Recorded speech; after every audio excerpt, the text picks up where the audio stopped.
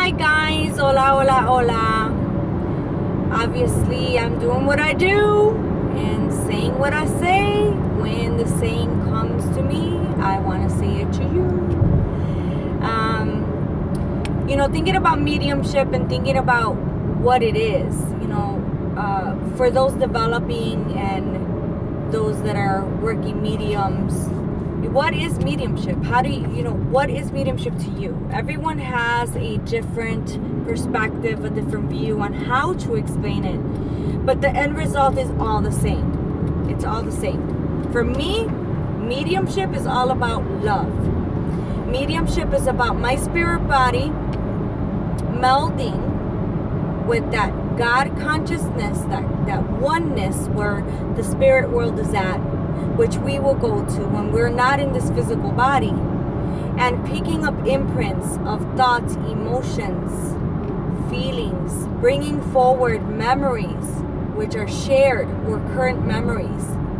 So shared memories what the spirit is bringing forward that they had with their loved ones when they were here in the physical form. And current memories is what they bring forward when they're talking about something that is happening now and they're present in the spirit form. Because you see, the connection is soul to soul between you and spirit. Therefore, they did more than just die. They lived and they still live. And they share these current moments to allow you to know that that's the case, that they're still very, very present in your life. They love you how they loved you, or more, or even more.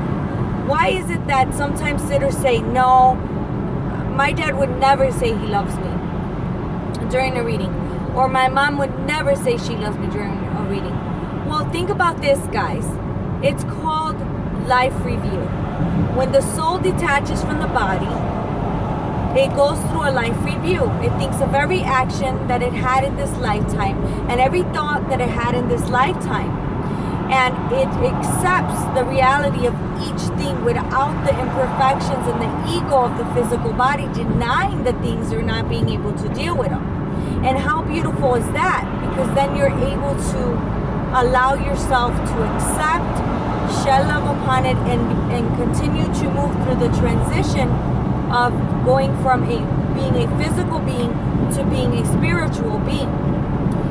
There's obviously always loved ones on the other side saying, hey, we're here, come, it's safe, it's nothing but love, because it becomes unconditional.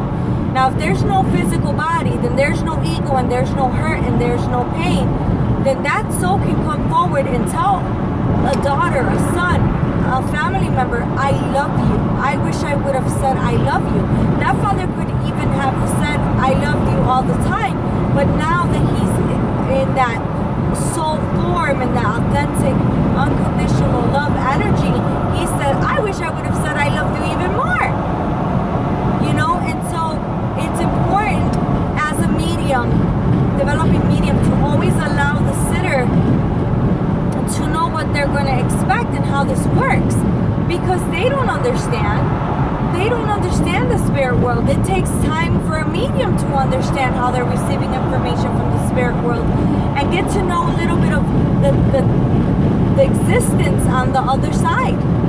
And so when you open up a reading, you should always, and this is what I teach my students, is open up obviously with your statement of intention in your mind, in your heart, in your soul, right? For that sitter to get what they should hear.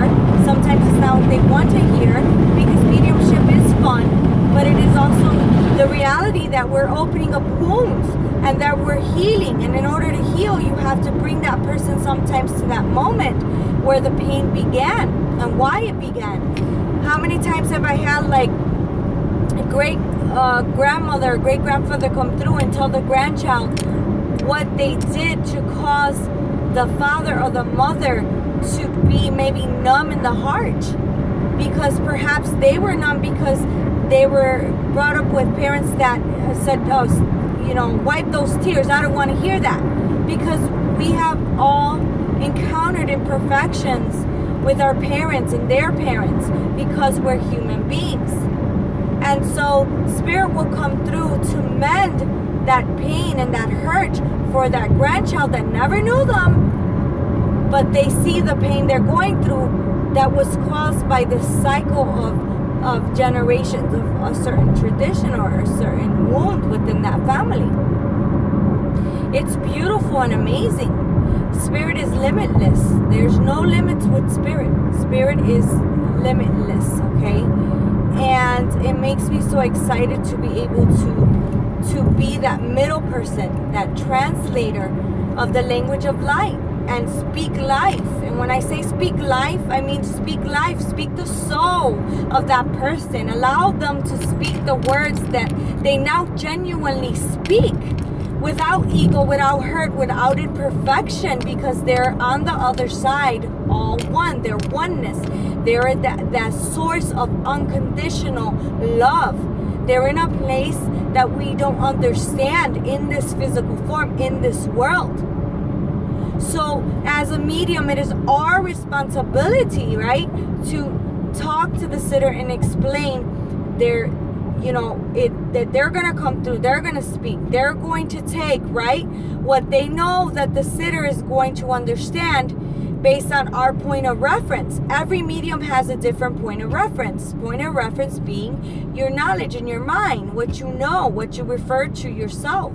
They take your moments in your life and they sometimes show them to you during a reading to connect what the spirit went through, or perhaps what the sitter went through with the spirit.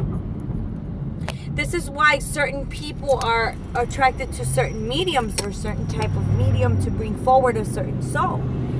So it's just beautiful, and there's a whole mechanic behind it. There really is a whole mechanic behind it, guys. There really truly is, and it takes dedication and love, but most of all, selflessness. You have to do this because you want to do it, not because you want to do it for money, not because there is a human attachment. You have to do it with a spiritual attachment of love, of oneness, of fulfilling your heart.